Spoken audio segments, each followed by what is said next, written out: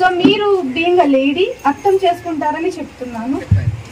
ఒక స్టోరీ చెప్తాను. ఆ కాలంలో వచ్చేసి భర్త చనిపోతున్నట్లే భార్యని ముండమోపించేవాళ్ళు.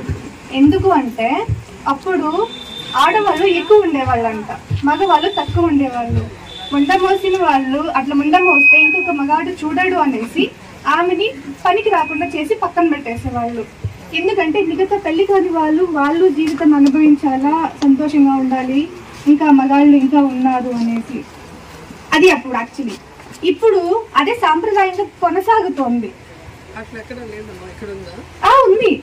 నేను కర్ణాటకలో ఉంటాను, బెంగళూరులో.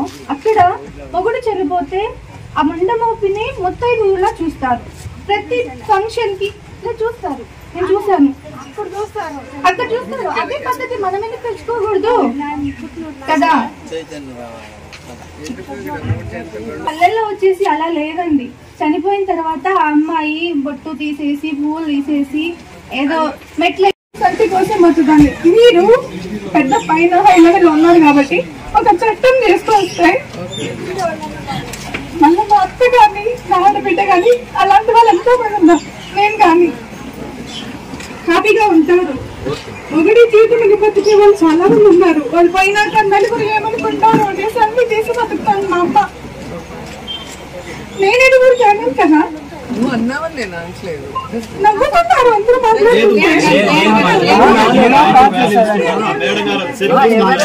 ఒకవేళ మీకు ఇక్కడ ఏదైనా ఇన్సిడెంట్ జరిగింది అంటే పేరు చెప్తే మనం మాట్లాడతాం. మా అమ్మే మేడం, ఎవరు వద్దు, మా అమ్మని. ఇక్కడ ఉంటారా? లేదు, తను బెంగళూరులోనే ఉంటారు. ఓకే, అక్కడ బెంగళూరులో జరిగిందా ఇన్సిడెంట్? ఇక్కడ జరిగిందా?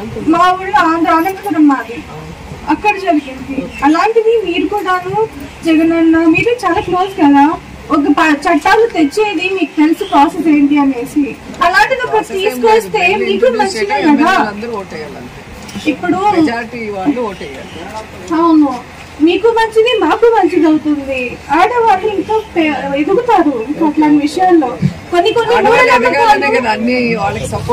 మూఢనమ్మకాలు వెనుక పెట్టాయనేసి నేను ఒక ఉద్దేశంతో నేను మీకు చెప్పాను. పొలిటీషియన్ తో ఎప్పుడు మాట్లాడింది లేదు, కానీ మీరు ఒక సెలబ్రిటీ, ఒక అమ్మాయి కాబట్టి అర్థం చేసుకుంటారనేసి నేను చెప్పాను. మా హస్బెండ్ వల్ల నాన్న చనిపోయాడు. మా అత్తయ్యకి బొట్టు తీయలేదు. మా ఆయన ఇప్పుడు కూడా పెట్టుకుంటారు. వాళ్ళు ఉండేది విలేజ్ లో, తిరుమకూడలని, కంచి నుంచి చెన్నైకి వెళ్ళే దారిలో. ఆమెకి టెన్షన్, మనం ఉండేది చిన్న విలేజ్ లో, అందరు తప్పుగా మాట్లాడుకుంటారేమో అని చెప్పి దాంతో మా ఆయన చెప్పారు, ఎవడో మాట్లాడుకుంటే నీకేంటి, నీకు నీ మమ్మీ డాడీ ఇచ్చింది బొట్టు పూలు, అవన్నీ నువ్వు తీనవసలేదు అని చెప్పి స్ట్రిక్ట్ గా తీయలేదు. ఆమె టెన్షన్ గానే ఉంది కానీ తీనిలా.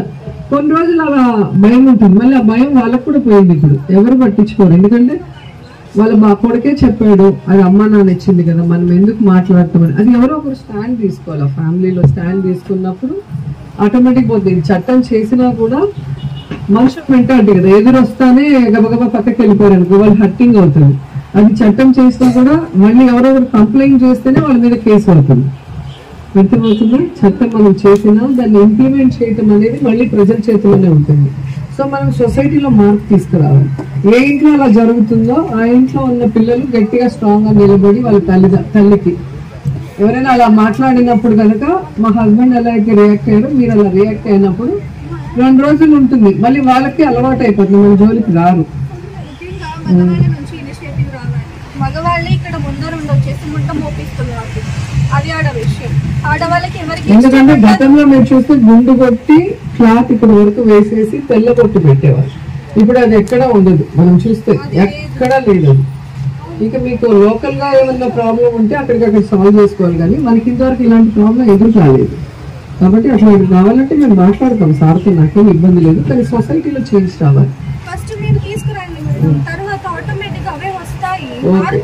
Okay okay.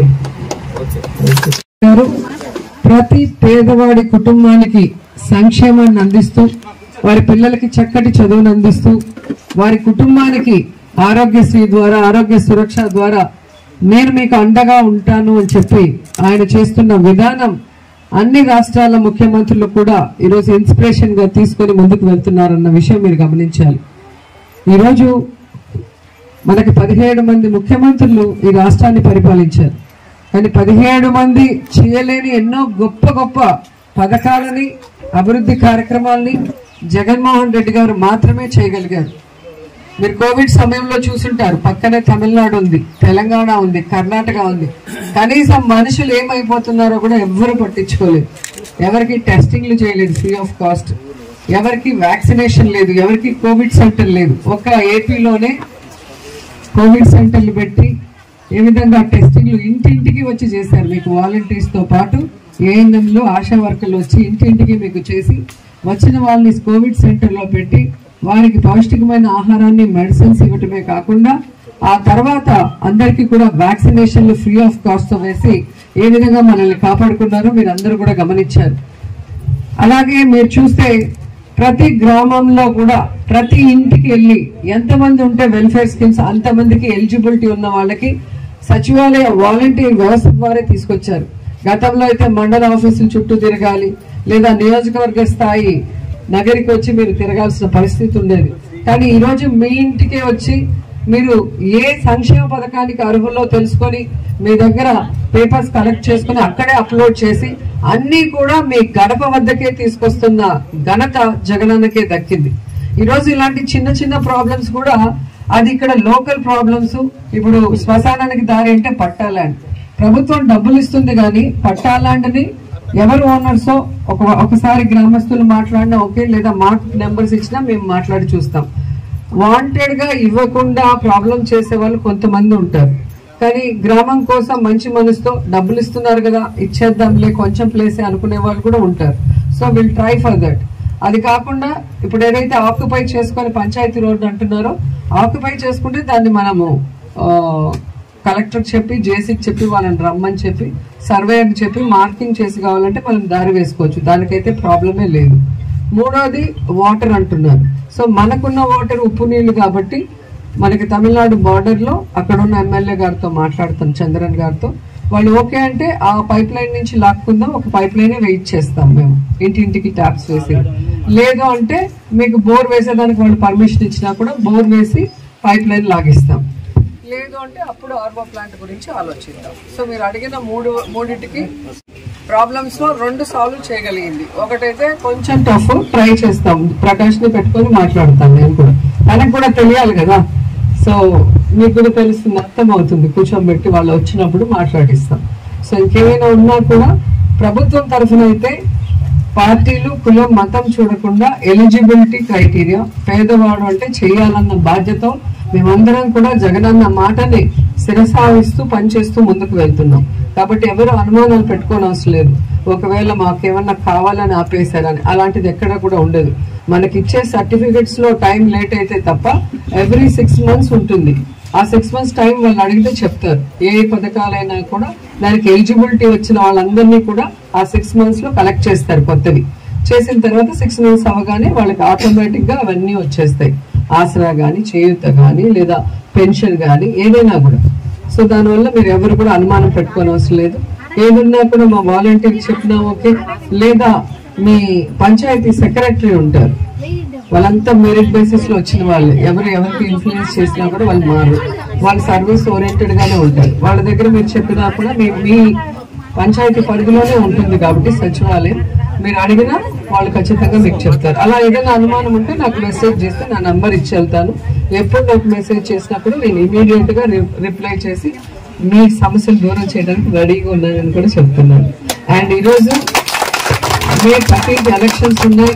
సో ఈ 5 years మీరు చూస్తే 30 years లో చేయలేని ఎన్నో అభివృద్ధి కార్యక్రమాల్ని, సంక్షేమ కార్యక్రమాల్ని 5 సంవత్సరాల కాలంలో అటు జగన్ గారి ఆశీస్సులతో మేము కూడా నియోజకవర్గాల్లో చేయటం జరిగింది.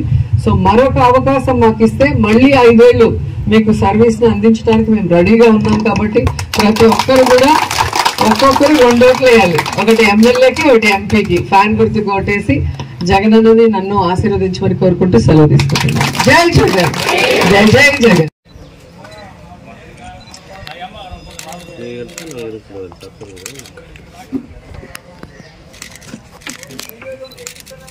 జగన్ జై జగన్ జగనన్న నాయకత్వం జగనన్న నాయకత్వం రోజమ్మ నాయకత్వం జై జై రోజమ్మ జై జై రోజమ్మ జై జై